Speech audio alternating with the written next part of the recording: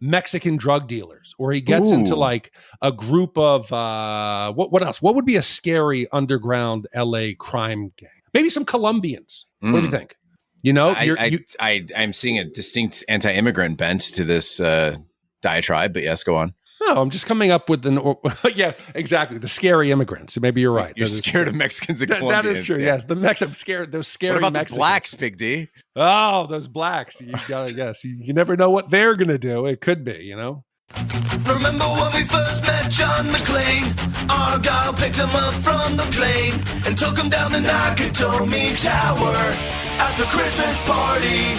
And the terrorists were overzealous, but it was sweet when they killed Ellis. And with a little help from Alan, John McClane kicked ass. Welcome back to Shat the Movies, the podcast where we answer the question, were the movies we loved when we were growing up really that good? Have you ever caught yourself thinking, why don't they make movies like they used to? Can you still remember spending your Friday night searching for the perfect movie rental at Blockbuster Video? Do you know what Blockbuster Video is? If you answered yes, this is the podcast for you. I am one of your hosts, Gene Lyons, and alongside me is my co-host, Big D, Dick Ebert.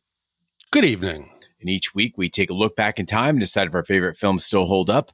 The movies we cover are chosen by you, the listeners, who generously commission the films you love.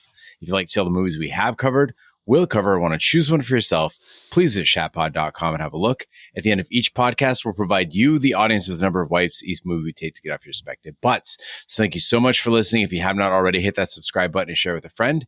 It's how we help the podcast grow. Additionally, subscribe to our sister podcast, Shat on TV, where we review TV series such as Westworld, Taboo, American Gods, Game of Thrones, True Detective, Lovecraft Country, and Watchmen. Find all information and past episodes at shatpod.com/TV. And finally, if you'd like to hang out with us live, follow and subscribe to our Twitch channel, shatpod.com/Twitch, and our YouTube channel, where we play video games, host watch parties, and edit this podcast live. And recently, we released our live recording of Invictus, which is now available on the podcast stream as well, wherever you get your podcasts, and the long-awaited special episode for Tom in Midland, Texas, Suburban Commando. Doing a lot more live for you, the listeners. Hope you enjoy. All that being said, Big D, what movie are we reviewing tonight?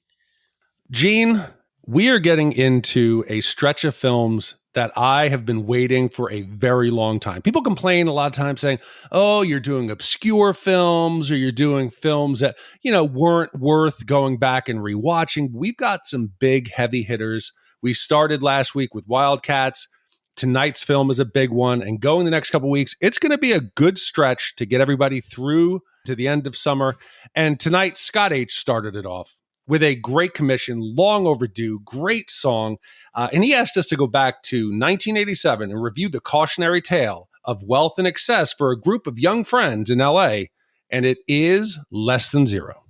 And Scott wrote in and said, hello, Shat crew. Scott H. from Friendswood, Texas. Thanks for accepting this commission for 1987's Less Than Zero. When I was in high school, my junior year, they offered a new class called Popular Literature.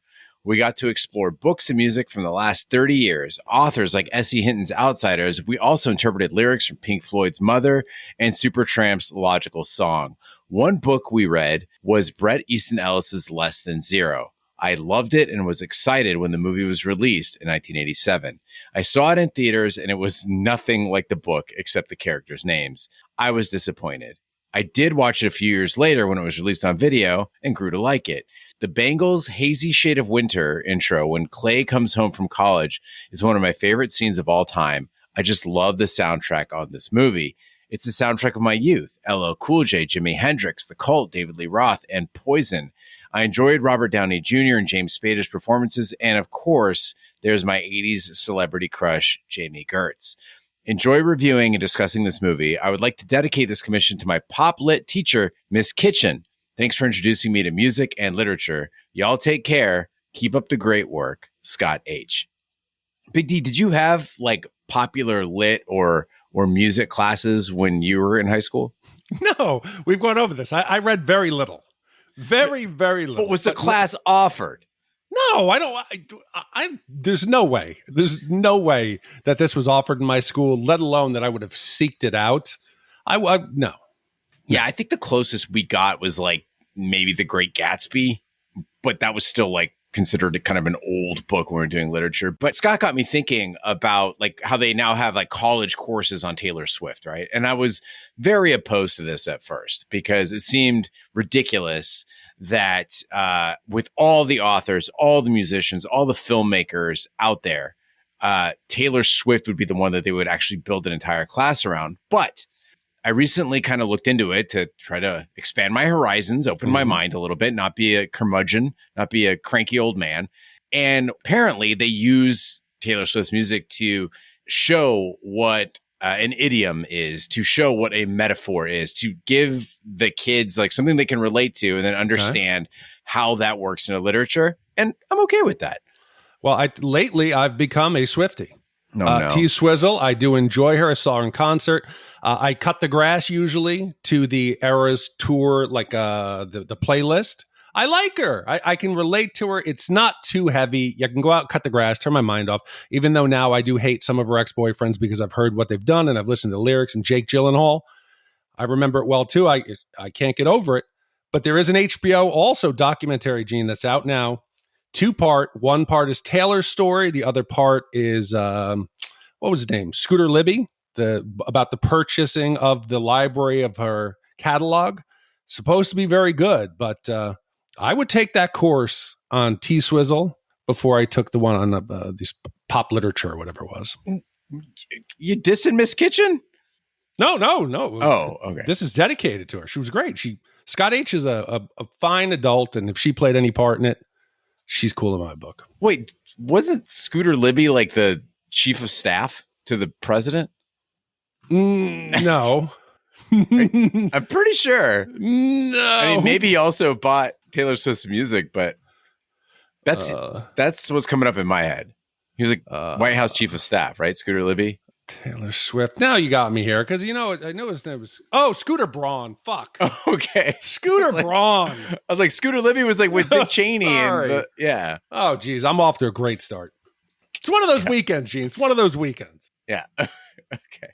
Well, Less Than Zero is a 1987 drama loosely based on the 1985 novel of the same name by Bret Easton Ellis. The film stars Andrew McCarthy as Clay, a college freshman returning home for Christmas to spend time with his ex-girlfriend Blair, played by Jami Gertz, and his friend Julian, played by Robert Downey Jr., both of whom have become drug addicts. The film presents a look at the culture of wealthy, decadent youth in Los Angeles. It received mixed reviews among critics, and Ellis hated the film initially, much like Scott, but his view of it later softened. He insists that the film bears no resemblance to his novel, and it was miscast with the exceptions of Robert Downey Jr. and James Spader. So, Big D, we always ask where you were when you first saw a film or what your memories are of it. This week, it's Less Than Zero. What do you recall? So much like Scott, I was in high school. I think I was a freshman when this came out in 87. And I had the same memories as Scott. It was the era when a movie would come out and it would be on MTV with the Connection song by the popular band of the day. And it would be running nonstop on MTV when it showed videos. So that was my introduction. And I remember seeing the Bangles' Hazy Shade of Winter, the music video. It inspired me to go down to the local record store to buy the vinyl album. I sat up in my room playing Nintendo and Sega, listening to this. And the video, it made it seem like the Bangles were playing the Christmas party. They had all the TVs. So the Bangles walk in, the music starts, they're partying. It looks like Clay and Blair. They're making out repeatedly. It had a huge impression on me because I wasn't the coolest kid. I've said that before. I was trying to find myself. And I looked at this and I said, this LA's got to be so cool. This is how cool people party. This is what cool people look like. The Bangles are there. And Susan Hoffs, you can't ignore her. She's got this genuine quality of her, but when she looks at you with those eyes, she captured me. And I was proud to see recently, Gene, that she came up in my thread at 65. She looks fucking amazing. She did a quick video where she was cleaning out her closet and she found the dress she wore on The Tonight Show in 96. She put it on, and it wasn't to show off how slim she was. And this wasn't Ozempic. She just looked good. She seemed so fun. And it was nice to see that my memory of her held up to whereas maybe this movie didn't. I'm definitely coming at this film from a very different angle because although I do agree that Susanna Hoffs was outstanding with the Bengals and still continues to be a total babe, I was way too young for this movie when it came out. You guys were in high school. I was just starting elementary school, but I read the book as a teenager and was hooked on Bret Easton Ellis's nihilistic and edgy novels. And I think it's a testament to just how good and powerful and cutting edge they were, because this book comes out in 85 and I'm reading it in, the mid 90s. And it still was like, holy shit, they wrote that? That's on a page like that. Wow. And having seen American Psycho, I was stoked to finally watch Less Than Zero and expected something along those lines. Like I understood it was from the 80s, but that's the kind of movie I was expecting. And what I got was something very, very different. But I will agree with Scott that Robert Downey Jr., he is legendary as Julian. My friends had talked about that role. I was told to watch for him in this movie, watch what he does in this movie. And he absolutely did not disappoint. What a performance. Let's hit the trailer.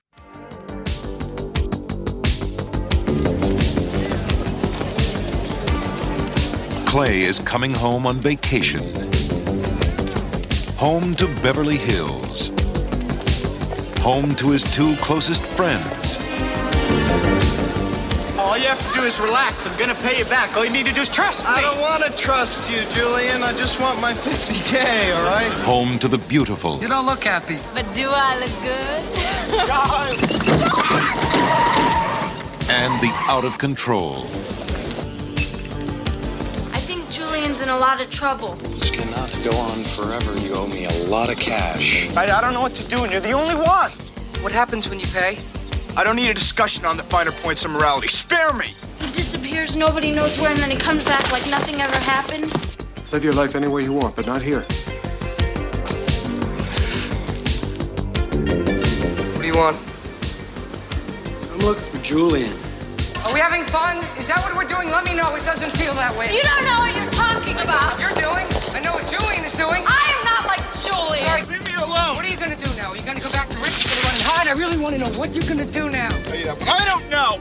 Julian! Everyone is accountable. Make me understand, Julian. I really want to understand. Let's get him to the hospital. I'll handle it. When you're young and rich in Beverly Hills, the fun can last all night. The night can last all day. And the scars can last a lifetime. Maybe a short lifetime. The controversial bestseller about the Beverly Hills rich kids is now a sensational new movie from 20th Century Fox.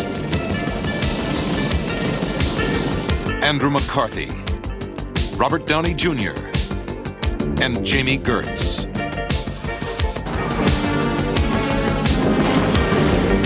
Less Than Zero. Clay Easton is a straight-laced college freshman on the East Coast who returns home to Los Angeles for Christmas to find things very different from the way he left them. His high school girlfriend and now model, Blair, has become addicted to cocaine and has been having sex with Clay's high school best friend, Julian. So the movie starts up. We have our three friends, the main characters. We got Julian, Blair, and Clay. They're graduating high school. We see them graduating. They go off to party. They take a snapshot, which then sends us into 6 months later. It's been 180 days, Gene. Yet Clay, we see him in his apartment out east, probably New York, and he is sitting there on his bed. He's having dramatic flashbacks in black and white. It's not been 15 years. This isn't Grosse Pointe Blank. They're not doing a high school reunion. Blair calls, "Are you coming home for Christmas?" He's sitting on his bed. He's thinking. He's naked. I don't know why he's naked. He's got a t-shirt on, ass hanging out, and he is melancholy, and he's having flashbacks to a series of the shit that we just saw. His memories are flashing before his eyes. It's been fucking 6 months. He lands in LA. He starts having memories. We get Hazy Shade of Winter. He's driving, looking out the window like a mix between a dog who's driving in his neighborhood and some like whimsical kid who's going on an adventure. These are the places you were just at. For fuck's sake, it's been 6 months. I was so confused by the black and white at first because the movie doesn't like give us any indication of what black and white means originally, right? Like this could have been Manhunter. I don't know. Is it a flashback? Is it a dream? right? Because it's pretty jarring. Like it's your friend fucking your ex-girlfriend, right? Like, is he imagining this? Is this something that happened in high school? Maybe before he was with Blair? I don't know. No, just a few weeks ago. No, a few weeks ago. So now Claire asks him, do you ever think of me? And he says, yeah, all the time. Again, Gene, let's do the math. Clay comes home for Thanksgiving. Yeah. Let's say 25th, third week in November. He catches them cheating. If I do the math, from that date till getting home 3 days before Christmas, that's 28 days. Do you ever think of me? And she's going through what's happened. Like, he's been gone for years. Julian tried really hard to get his record deal. He worked day and night. He did everything, and then it fell apart. Julian even says, are you still pissed? Dude, I saw you 28 days ago. Also, side note, if you're going to have sex in LA, lock your door, because several times in this movie, people just walk in on people fucking. I think that's happened to me one time, maybe. And that's because that was like a roommate. It wasn't like I walked into somebody else's house and just stumbled in on people having sex. And later on, we assume that, Rip and Bill break into the house. It's obviously the door was opened. Yeah. Yeah, they weren't even fucking Gene. They were just laying naked on the bed, which I guess is an LA thing to do when you're a wealthy young kid. And as far as Blair and Julian having sex, Clay makes a rookie mistake when he leaves for the East Coast. He entrusts Blair to Julian. Young men, young women, if you're out there listening right now, I know we have a very large youth listenership. Don't do this. Okay. If you're going to move to the East Coast or something like that, or go on an extended vacation or study abroad, just say, hey, love ya. I'll see you soon. Don't say, hey, spend every moment with my friend, because you might need somebody and he might need somebody too. And sadly, Big D, I got to admit, I was young. I was foolish once. I've been there too. And I was really angry and hurt for several years after I left Arizona and my high school sweetheart started sleeping with and eventually moved out of state with the mutual friend that I asked to keep her company while I was studying abroad. But you know what? Since then, I came to terms with it. Like, that's on me, man. I was really shitty to her. Their romance developed over several years. It wasn't just like a thing that just happened, right? But beyond all of that, angry or not, just don't fucking encourage it. It's simple. Just go hang out with your other friends. You got to have some friends, right, Blair? Yeah, you have to. And I could understand if it happened, because it's going to happen. Maybe Blair was lonely, but it was a couple weeks after. So that Julian had to start hitting on her right away. But it's not like Clay couldn't get his own girl, so he had to know it was going to happen. For him to be so upset, I thought that was a fucking bullshit move. You should have known it was going to happen. You're a smart guy who can play the field. Yeah. Get over it, punch Julian, and just move on. And really, can you blame Blair? I mean, it's Robert Downey Jr. Like, he's very cute. This is young Robert Downey Jr. He's very charismatic in this movie. And as much as I'm going to shit on this movie, I got to say, once again, Robert Downey Jr. is terrific in this. I can't find a flaw in his performance. He gets it. He gets the role. He nails it. He lets it all. He's not afraid to look terrible, not afraid to look stupid. And no doubt his extensive drug use helped him understand Julian as a character, right? He said in interviews that like he just punched up himself basically to become Julian. But what shocked me was Andrew McCarthy also had a coke habit. Like, he does not strike me as the type. He was so boring in this movie. He's square as hell. And I'm not saying that I needed Clay to be cool, but he could be cooler a little bit. No, I mean, he's doing well. I thought he was going to be this intellectual kid who went out east because he got into a good school, like his friend who went to MIT, and he is going to be studying, hard, and he's a smart kid. And, Blair was his love, and he was going to be really upset about it. But no, he comes in, he kisses this girl, full on open mouth tongue, walks in the party. He's got a swagger to him. He's got a little BDE. He's walking around. And I think he's not going to be the weak link in this friendship that I was expecting. And you talk, Gene, about Robert Downey Jr., and you're talking about how he embodied this role. He was in the middle of his worst phase of his life. So this was not like him remembering back to a time when he was broken. You got to figure this came out in 87. So they filmed 86. He was a big mess up until 96, when much of the stuff that happens in this movie like happened in his real life. He got arrested for driving a car way too fast, a Porsche. They found heroin, coke, and an unloaded gun in his car. So he was a mess. Then he had that whole episode where he passed out and woke up in one of his neighbor's kids' bedroom. And it was So he had a lot of personal like memories to pull from. But every time I couldn't separate. We talked about how I can see the actor in a role. Yeah. I'm like, fuck, that's Robert Downey Jr. Yeah. That is Robert Downey Jr. And this was his life. Side note, Jami Gertz says she's never even smoked pot because she's a babe. I believe it. Her life went a very different direction. Yeah. 2 years after this, she married a gentleman, Tony Resler, happens to own the Atlanta Hawks, multi-billionaire, has 3 kids, still acts. She's doing very well for herself. And their personal lawyer, Scooter Libby. Fuck her. Julian, whose life has gone downhill after his startup record company fell apart in 28 days, has also become a drug addict. As a result, he's been cut off by his family for stealing to support his habit and reduced to homelessness. Julian is also being hassled by his dealer, a former classmate named Rip, for a debt of $50,000 that he owes him. So Lesson Zero, the book, I suppose, goes into the darker side of drug addiction and apathy and the emptiness that these kids are going through. In this LA, it's materialistic. They're wealthy kids. It's decadent. They're partying. But it's hard for me to relate and to feel sympathy for these kids because immediately Clay is brokenhearted. He's melancholy into, hey, there's my red convertible Corvette. I'm going to go driving down around the city. Oh, look, it's a giant, themed Christmas party for my friend. There's valets. There's an army of like paid help and servants. And the worst part is if you got a good life, God bless you. Great for you. But they sit around complaining about their lives. And it's hard to hear Blair being like, I'm scared.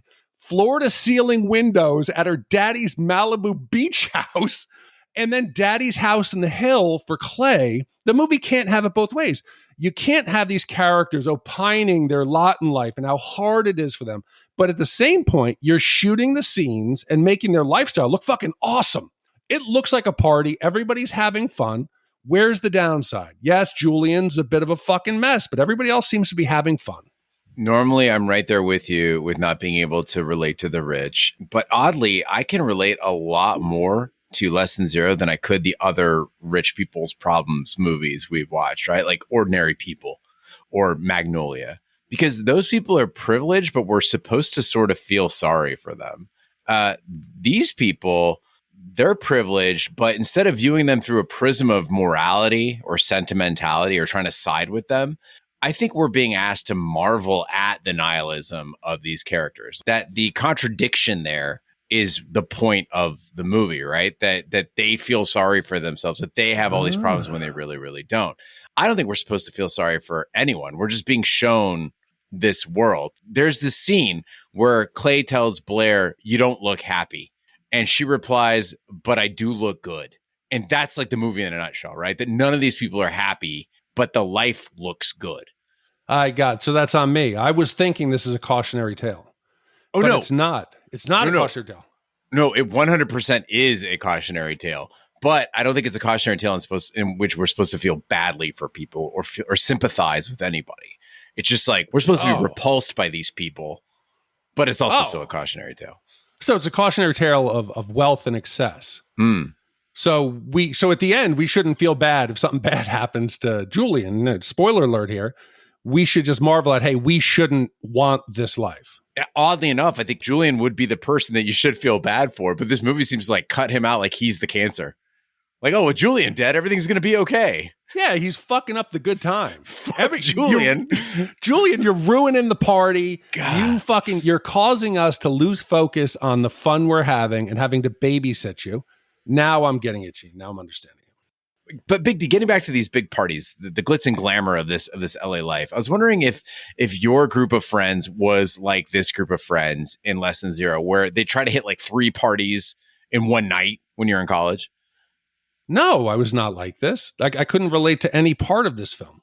No, the parties I went to weren't like this. I had friends who would buy cheap beer, go to shitty hole-in-the-wall bars.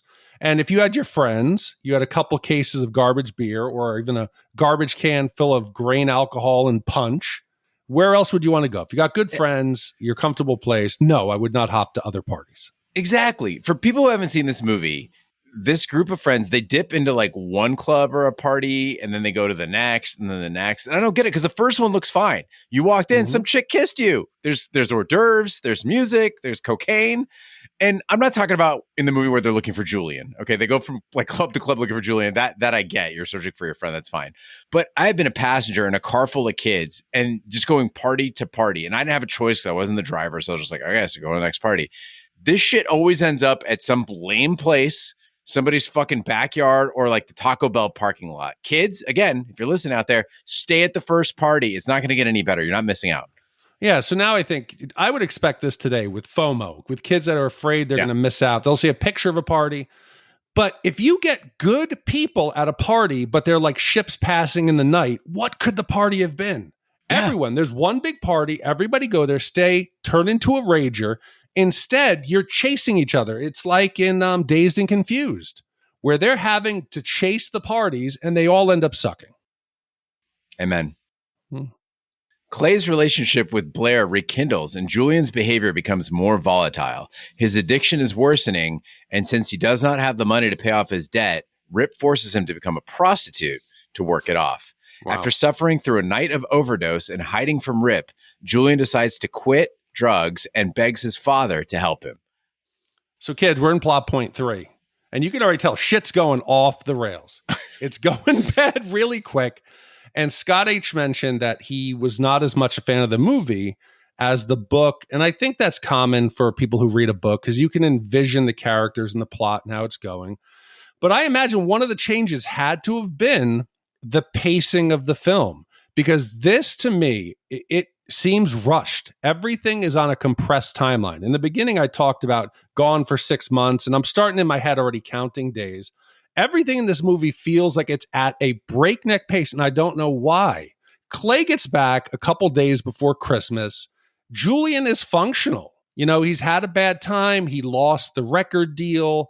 2 days later, Gene, he is full-blown heroin crack addict outside on Rip's balcony, smoking the glass pipe in public. He's smoking in the club.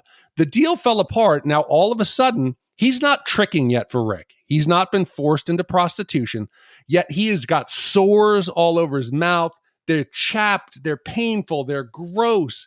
Rip doesn't, until the next day, have him go on that, tour de prostitution, where he's like, hey, 2 more stops and we'll call it a night. You think it can't get any faster? It does. Julian then goes into full withdrawal. He's got a bad experience. Blair and Clay nurse him back to health. He ruins the good night. They stay there with him. And it's a while because we get a montage. And the montage of him puking, holding his head, him naked, hugging the toilet. He's got an ice pack on his head. They're feeding him like water, and he's having nightmares. He wakes up the next day again, naked in bed, completely naked in bed. His withdrawal is gone. He is clean. He's sober. 24 hours later, he's no longer an addict. Until 12 hours later, he goes to the party, he smokes again, he relapses. This shit covers roughly 24 hours. This could have been a month or 2 in a normal movie that would have taken its time to develop just the crash and disintegration of Julian's life. I'd like to point out that I'm so jealous of Robert Downey Jr. because vomiting with an ice pack on his head, with the sweats and the shakes, naked, he still looks cooler than I ever will. I was looking at him like, God, that even looks cool.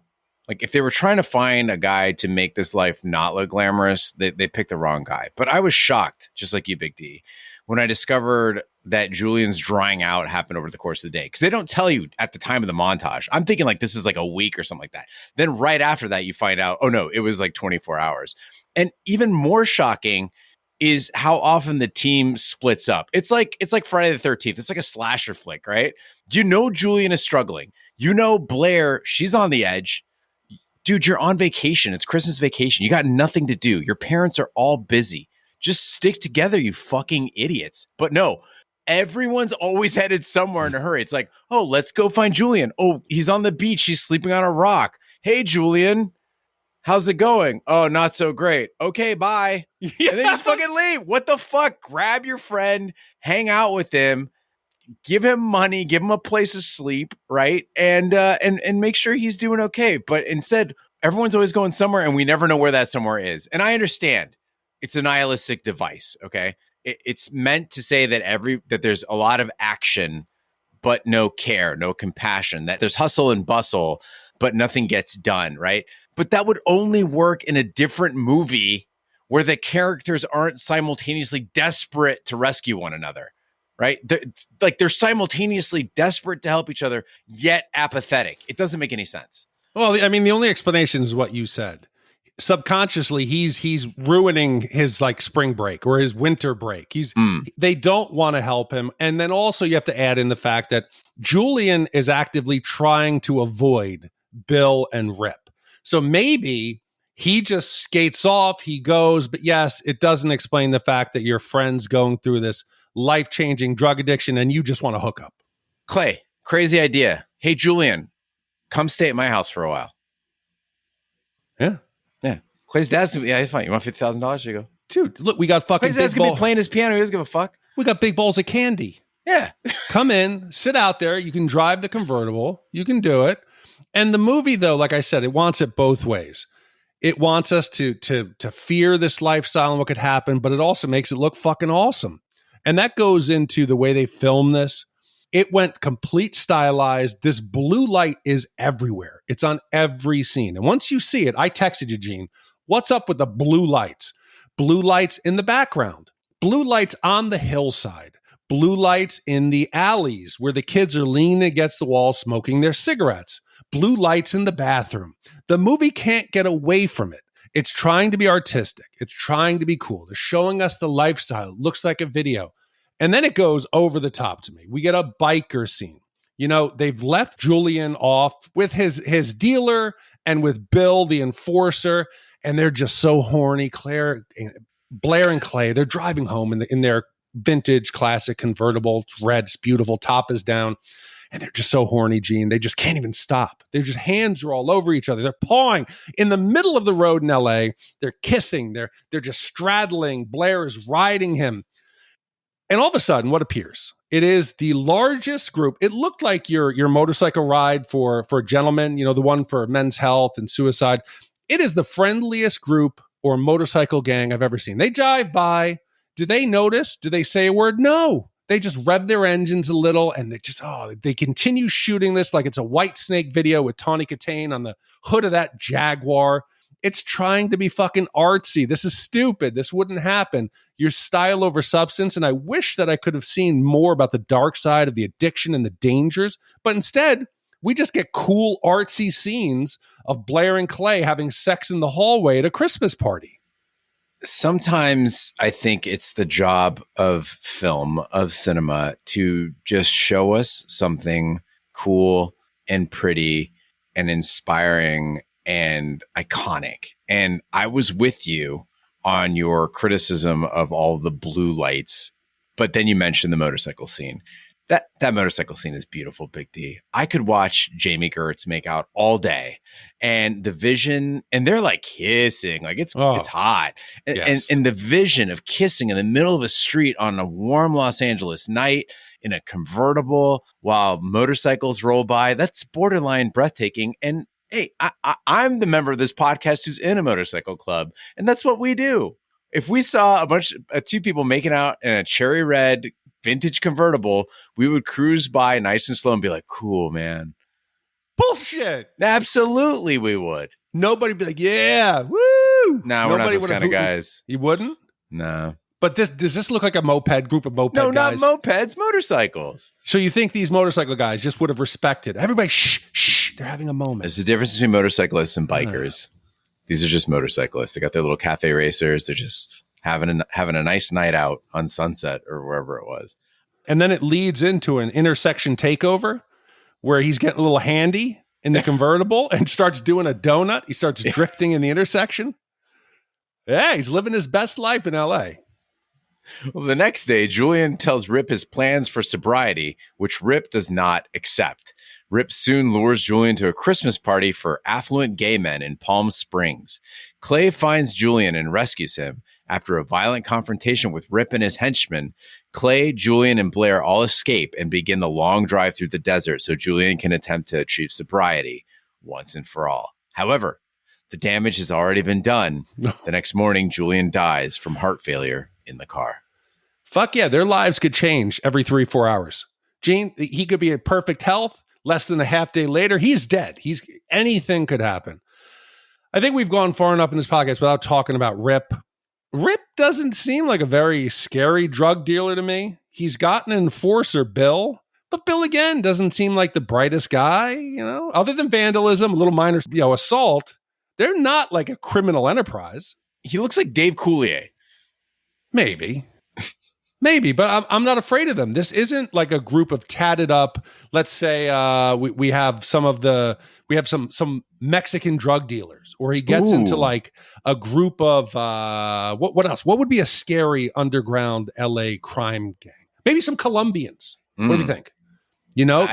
I'm seeing a distinct anti-immigrant bent to this diatribe, but yes, go on. No, I'm just coming up with yeah, exactly. The scary immigrants. Maybe you're right. You're scared of Mexicans and Colombians. That is true. Yeah. Yes, I'm scared. Those scary What about Mexicans. The blacks, Big D? Oh, those blacks. You gotta guess. You never know what they're gonna do. It could be. You never. What is it? The eyes of the demon until they come. And yes, you don't hang out with the Rastafarians. Any of those groups would be scarier. This guy Rip looks like you're wealthy. Dad's got money. You could fight him off with an attorney. You could scare him. But the rich kids scare a bit easy. I don't know why you don't just try to go to the authorities. Your family could help you. The dad seems cool. Julian's dad says, hey, just stay clean 1 week. 1 week, that's it. Can you do that for me, buddy? Can you do it? You can come home. I'll do everything I can. I'll try. Yeah, you're not going to fucking do it. But I don't know what happens at this point because Clay stands up. Clay's going to, be the man. He comes to Rip and he says, Rip, stay away from Julian. No rich, affluent gay men orgies in Palm Springs. I will assume the debt. I will pay it off. Doesn't Clay at this point, if Rip is a man of his word, everything is an agreement. Your word is your bond. At the point now that Julian dies, because you've already said it, doesn't Rip have every right to come and expect for Clay to pay that debt? I mean, I've never owed $50,000 for drugs, but yeah, I think Clay now carries the debt. Now, as far as Rip being scary, though, he's very fucked up because he's friends with Julian from school. Like they know each other, and I'm assuming this debt has built up over at least 180 days, maybe more. I don't know, but Rip in the book, he's incredibly fucked up. He's got like a little girl drugged and tied to the bed as a sex slave. But scary? No, he's not really scary. And I know James Spader has been praised for this role. I don't think he got it right. Like, I don't think he was believable at all. He was all jumpy. It's like they went to a guy who was in theater and they're like, hey, what is a drug dealer like? He's like, oh, he's going to be like really jumpy and kind of cold and calculating. But that's not Rip. Rip is that character is supposed to be a dude who just doesn't have a moral compass.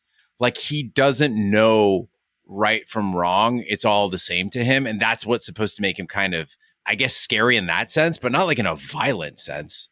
Like he's going to come hurt you. That part's weird. That's only the worst thing he does is say he's write something mean. He spray paints on the wall. Julian gives good head. You're not going to intimidate me to pay $50. Nah, I mean, he kicked the shit out of Clay at the party. Was he in fear of his life, dude? All of us have gotten a worse beating, and we didn't owe a wealthy LA kid who just graduated fucking high school. Yeah. Rip is like 19 years old, dude. 19. And you talk here about how he is in the book. I never knew, and I'm assuming that half of our listeners don't, that this ties into the American Psycho world. Mm-hmm. That Clay is actually the brother of Patrick Bateman from American Psycho. Oh. And that he narrates one of the chapters of the book. So you can imagine if they're connected in the same universe, that Clay probably was a darker character and more like his brother. He's much darker, and I'll get to that. After Julian's funeral, Clay and Blair sit on a cemetery bench and reminisce about their friend. Clay then tells Blair that he is returning to the East Coast and wants her to go with him. She agrees to his offer, and the film ends with a snapshot of the three at graduation, the last time they were happy together. So this final scene, Clay, Blair sitting on the cemetery bench. It is pretty to look at. Got the sunglasses on, You got, I think it's Hollywood's Forever Cemetery behind them or something. Looks really nice. But let's talk about our expectations, what this movie promised us, and then what we actually got. Okay, because we went from a movie that promised us the depths of depravity among LA's rich, and it basically devolved into an anti-drug PSA. Hero saves the girl, he loses the sidekick tragically, and he moves back east to clean living. And he's so fucking smug. And I don't know if it's McCarthy as an actor or Clay as a character, but he's just moving through the world with zero consequences. He wanted Blair clean, so he cleaned her up. She threw her cocaine right down the drain, right? He wanted to fuck in a hallway at Christmas dinner, so he did that. No problem. No problem. He threatens a drug dealer. He asks his dad for 50 grand, and he's still just going to make it back for spring semester. Like none of this happened. Dude, he's a fucking monster. Who drives that classic red convertible Corvette with the top down in a rainstorm? You've got the top with you. You've got the soft top, you fucking monster. He doesn't even care about this beautiful car, let alone any of these people. These are all just little pawns in his fucking game of life.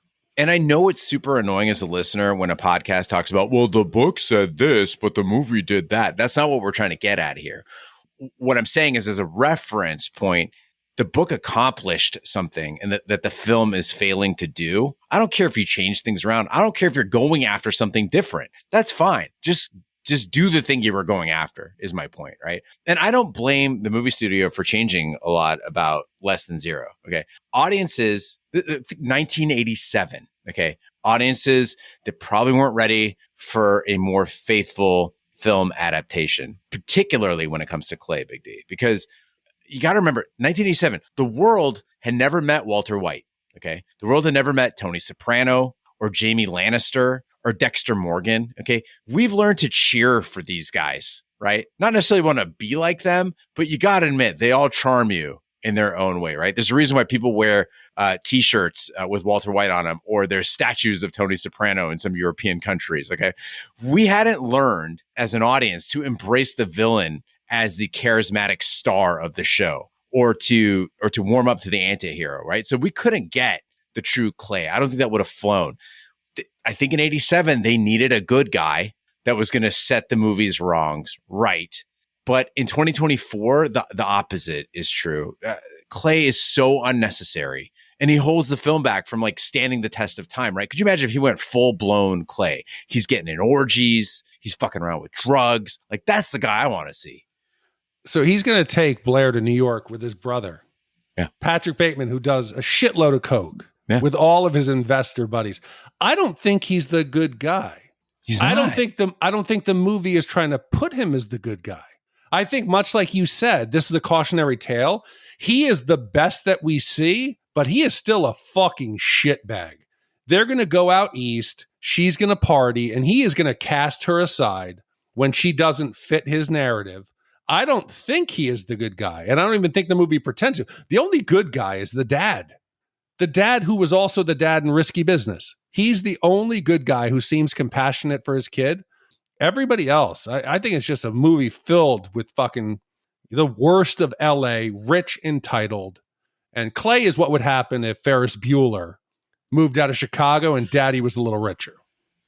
Well, now's the time of the podcast where we give our Shat score for Less Than Zero. The Shat score is our way of telling you how many wipes this movie takes to get off your respective butts. 0 wipes is a perfect movie. It's leaving your boring family Christmas party to have sex in the hallway. And 5 wipes is an absolute disaster of a movie. It's having that ruined when your crackhead friend shows up outside the window. I'll go first. If I were comparing this movie to the book, which I'm not going to do, it would be a 4 wiper. It is nowhere near as good as the source material, but I'm judging it on its own merit. Okay, I'm pretending the novel didn't exist. And based on that, the movie isn't terrible. The acting, other than Robert Downey Jr., it's pretty bad. I gotta admit, it's a little stale. I'm not really buying many of these characters. Even James Spader, I feel, just not great. But it really is a visually pleasing movie. It explores a world we don't often see. It did capture those tinges of nihilism before it went on to like anti-drug crusade movie. And so I can respect what it was trying to do in 1987. This is just below average for me. It's 3 wipes. Man, it's tough. like Scott, I remember this, but I remember the video. I remember the partying. I wanted it to be more. And again, I haven't read either of these books, but when I compare it to what was done with American Psycho in 2000, that is a darker, depraved story in the same world. So I don't want it to be a more faithful adaptation of the book. That's not what I'm asking for. I'm asking for a less sanitized. I think you hit the nail on the head when you said this is a PSA. This is what was available in 87, that we can't do something too scary for the kids, but we could show them the downside of this life. It looks so cool. Man, I was disappointed. Other than the soundtrack, it's forgettable. It's short. I got to go 3.25 wipes. It's sad. This one hurt me. Big D, there's actually an anecdote that when they were testing, like screening this movie for audiences, the scene where Blair dumps her cocaine on the drain in the sink, the audience cheered. No, they did. No. Yeah, they did. Yeah. You're making that up. I'm not making it up. Yeah, Shut they cheered. Your mouth. Where was this? Is this factual? It's factual.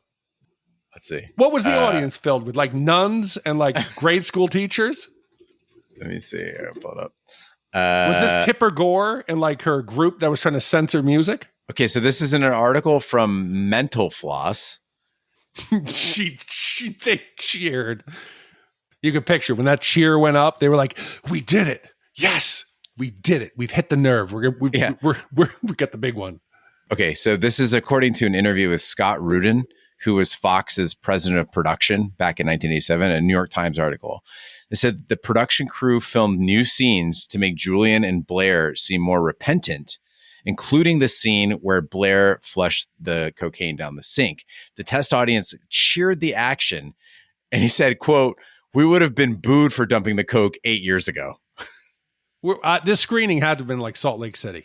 This had to have been like a group. They strategically put this with a bunch of Mormons who were what were they soaking?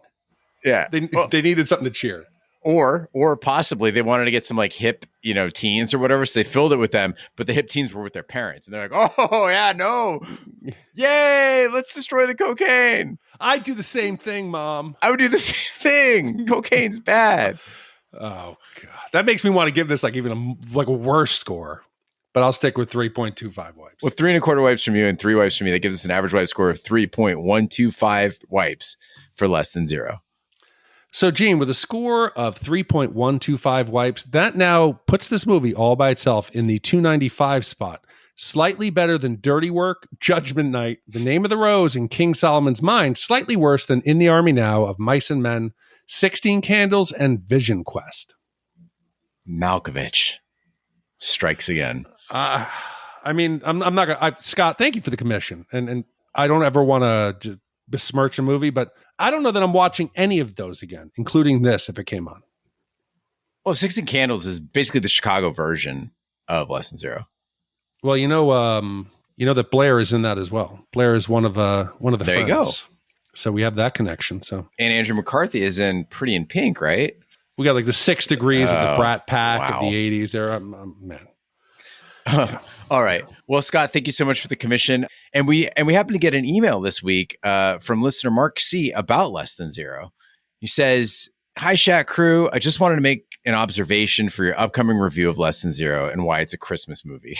The setting takes place during winter break. There's a Christmas party at which you can spot Brad Pitt as an extra. There's fake snow, real snow in the guise of cocaine. There's a Christmas dinner, Christmas music. The red Corvette is Santa's sleigh. There's even a Christmas miracle when Robert Downey Jr.'s character reconciles with his father. Less Than Zero is a total Christmas movie. FYI, did anyone know Jami Gertz is part owner of the Milwaukee Brewers and Atlanta Hawks and married to a billionaire? Well, Big D knew. P.S. Demi Moore would have been perfect in the female lead role instead of Jami Gertz." And that's signed Mark C. Did you say Christmas miracle? Yeah.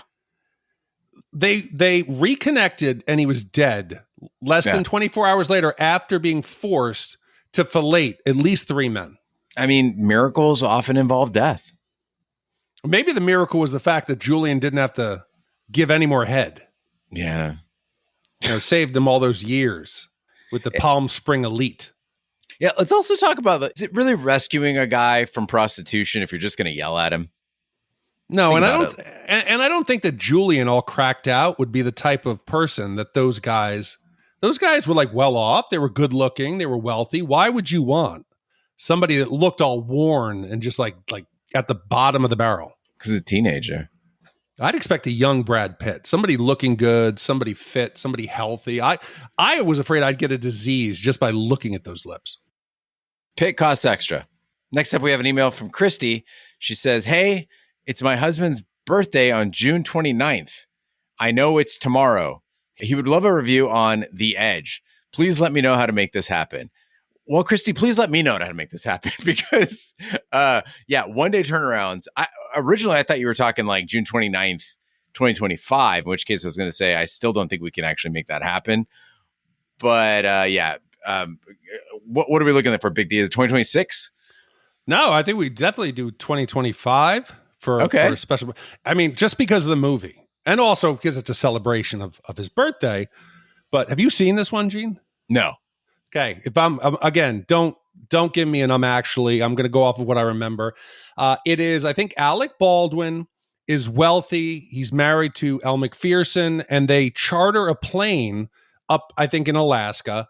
And Anthony Hopkins, it's Anthony Hopkins. Anthony Hopkins is an older man. He's wealthy. He hires Alec Baldwin to take him and his wife up into Alaska. They crash into the wilderness and they're accosted by a large bear. So it is a fight for survival. There's maybe some infidelity. I think that Alec Baldwin had been, hooking up with his wife, and it's quite dramatic. Wow. Anthony Hopkins, we need to do it. Well, Christy, if you don't mind waiting until 2025 for your husband's birthday, we'd be happy to do The Edge. I don't know if we're going to be able to release it exactly on June 29th, but we could probably make that happen. So, let us know. Keep in touch. Mm-hmm. All right. Next up, we have a voicemail. This one comes from our old friend Emmett in Orange, and it's about Blazing Saddles. Gene, Big D, Ash, great to have everybody back. This is Emmett in Orange. Hey, I'm catching up on the pods. I've been a little behind, but I'm just finishing Blazing Saddles. Hilarious. Love the movie. Great job on this one. Your complaint, Big D, on this was too much Mel Brooks. So I have a solution. Please, please, please let me sponsor Young Frankenstein. It is written by Gene Wilder. He called Mel to produce it, but Mel is not in the movie. It's an all-star cast. Gene Wilder himself, Peter Boyle, Marty Feldman, Terry Garr, and many others. Please, please, please. I love this movie and would love to sponsor it. Let me know. Emmett, I think you're at the point now with all of your generous commissions and commissioning films for children in other countries in Ireland. You can commission almost whatever you want. And I would love to do this movie. And I think maybe I didn't make myself clear. I was saying that Blazing Saddles was so good because of the reduced amount of Mel Brooks, that it was early in his career. He didn't have the power to force himself in. Later on, he became insufferable with the amount he forced himself in the films. But a film by Gene Wilder with less Mel Brooks, even zero, yes, please. We would love to take your commission. And finally, we have a voicemail from DC, and it's about Silence of the Lambs. Hey, Shat fam. Just wanted to leave a message. I just listened to your Silence of the Lambs podcast, and it was pretty on point. I don't know if it's a perfect movie. It was pretty damn good. But the one thing I want to point out is Big D said Gene Hackman was considered for the Hannibal Lecter part first. That's actually false. It was Sean Connery who was approached first. And that would have been a totally different movie, I think, if Sean Connery had taken it. Also, Michelle Pfeiffer was also offered the part before Jodie Foster, as a little side note. I love what you guys do. That's it. That's the voicemail. Oh, he was fucking dramatic. He just dropped the mic. He was. Yeah. Again, I'm going off of my memory. I don't think I said he was Hannibal Lecter. I thought he was up for the main FBI guy, for Jack Crawford. That's what I think. Yeah, but that's again, true. You could probably go back, and any major actor at this point was up for almost every single role. Yeah, I was just surprised that Gene Hackman thought the script was too violent. Like, you're a good guy. You're the good guy. Yeah, I think the movie was perfect the way it was. Let's just be thankful. Sean Connery as a serial killer you know he'd be hamming it up. It would be pretty bad. It wouldn't be the legendary film it was. Eat his liver with some fava beans. Yes, that's exactly what he would do. I once had a census taker knock on my door. He would insist on changing Chianti to Scotch because Scotland. Well, thank you for the voicemail and the email. If you would like to email us, you can write us host@shatpod.com. If you'd like to send us a voicemail, just go to shatpod.com. Use the SpeakPipe feature on any device. We'd love to hear from you. What do we have coming up next week? So, Gene, before I get to next week's film, I do want to just throw in something here. In a film that's supposed to be a cautionary tale about drug addiction and excess, the one true story that came out of this has to be the Robert Downey Jr. story. And there was something that we didn't cover in the podcast, but it was something that changed the way I viewed him and people who make mistakes in life. And it was in 2011, Robert Downey Jr. was up for some Lifetime Achievement Award, and he chose to ask Mel Gibson to present the award. And it seemed odd for people at that point. And it turned out that Mel Gibson had turned Robert Downey's life around. In 2003, when nobody would hire him, he chose him for a role that he had written for himself in a film called The Singing Detective. It's ridiculous, but it turned Robert Downey Jr.'s career around. He hired him, he gave him the chance, and he told him how he could correct his life and that he had to embrace the mistakes he had made. And he taught him this thing called hug the cactus, embrace the worst parts of your life. There's a 2-minute clip that I'm going to throw after the trailer for this, so you can listen to it at the very end. It's Robert Downey Jr. thanking Mel Gibson at the time where Mel Gibson was going through his entire thing, where he was being, having to pay penance for the things he had done. And he tries to turn around and do the same for Mel, a man who had saved him. So out of this came a great career. Everything people say about Robert Downey Jr. seems to be a stand-up guy. So drug addiction, even though in this film it wasn't portrayed in a way that I think we could take seriously. But listen to that, please. And I hope it gives you a little perspective on how we can own up to our shortcomings and how we can beg forgiveness and how we can pay it forward, which is what he does. So I'm going to play that at the end. But Gene, next week, we have got a film that I've been waiting for, Gene. I have hyped this up. I remember this as a kid. I remember in the summer when this film came out, and it came out with other legendary films, in the summer of 1984. And I saw it. Whew, we got espionage. We got video games. We got kids taking the lead. We got danger. It's got everything, Gene, and you've never seen it, so I'm excited to expose you. And I wish that Ash was here because there is some Texas downtown, San Antonio scenes that maybe she could have shared her experience. So I don't know. Maybe she'll be on this one. Who knows?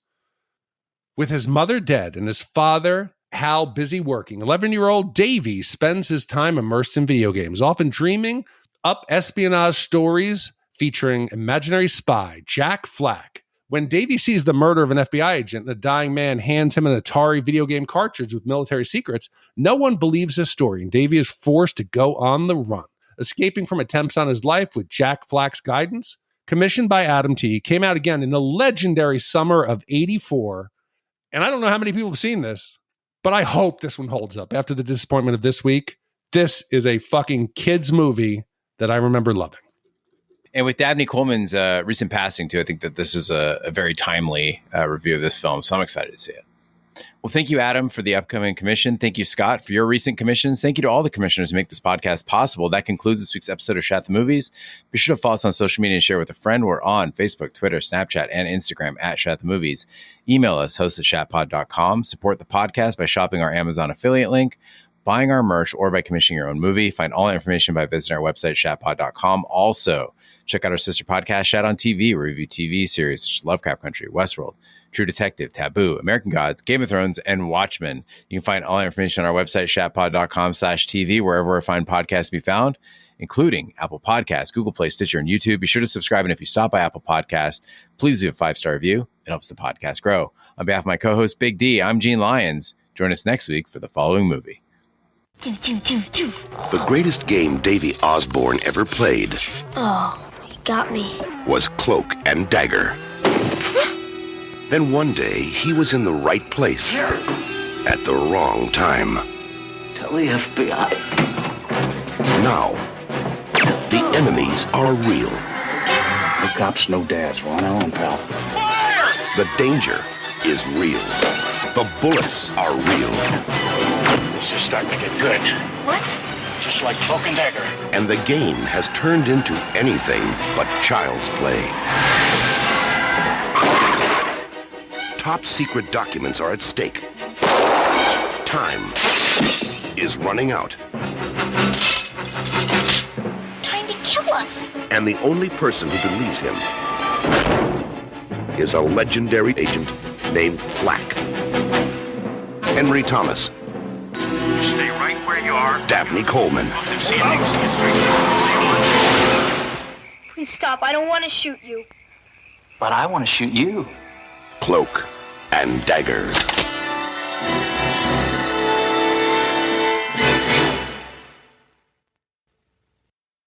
Actually, I asked Mel to present this award to me for a reason, because when I couldn't get sober, he told me not to give up hope, and he urged me to find my faith. Didn't have to be his or anyone else's as long as it was rooted in forgiveness. And I couldn't get hired, so he cast me in the lead of a movie that was actually developed for him, and he kept a roof over my head, and he kept food on the table. And most importantly, he said that if I accepted responsibility for my wrongdoings, and if I embraced that part of my soul that was ugly, hugging the cactus, he calls it, he said that if I hugged the cactus long enough, I'd become a man of some humility, and that my life would take on a new meaning. And I did, and it worked.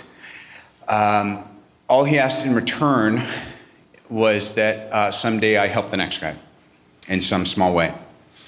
It's reasonable to assume that at the time he didn't imagine the next guy would be him.